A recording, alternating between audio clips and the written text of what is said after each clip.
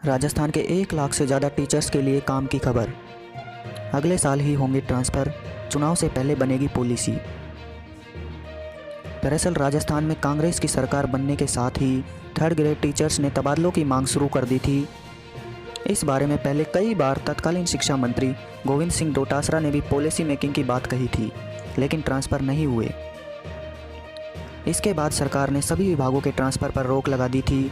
अब तबादलों पर से रोक तो हटा दी गई है, लेकिन मंत्री बीडी कल्ला ने नई पॉलिसी बनाने की बात कही है।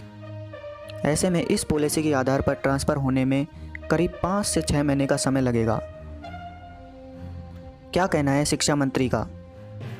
शिक्षा मंत्री डॉक्टर बीडी कल्ला का कहना है कि 3rd ग्रेड की काउंसलिंग और पोस्टिंग उनकी मेरिट के आधार पर की जाती है। यदि किसी शिक्षक को परेशानी है या कोई दिव्यांग है तो उसकी अलग से भी लिस्ट नहीं जाती है।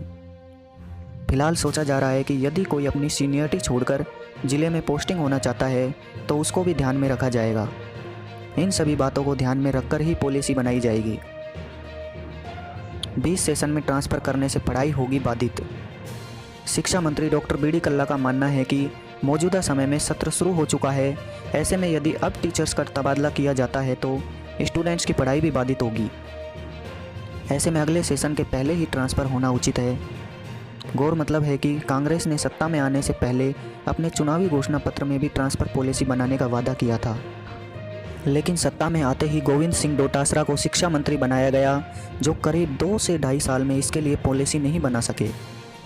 इसके बाद कुछ महीनों तक सरकार में आपसी खींचतान चला, जिसके चलते करीब 6 महीने तक यह काम रुका हुआ रहा। ऐसे में इतने साल में यह ट्रांसफ़र पॉलिसी अभी तक नहीं बन पाई है। ट्रांसफ़र के लिए करीब 85,000 से ज़्यादा टीचर्स आवेदन कर चुके हैं। धन्यवाद।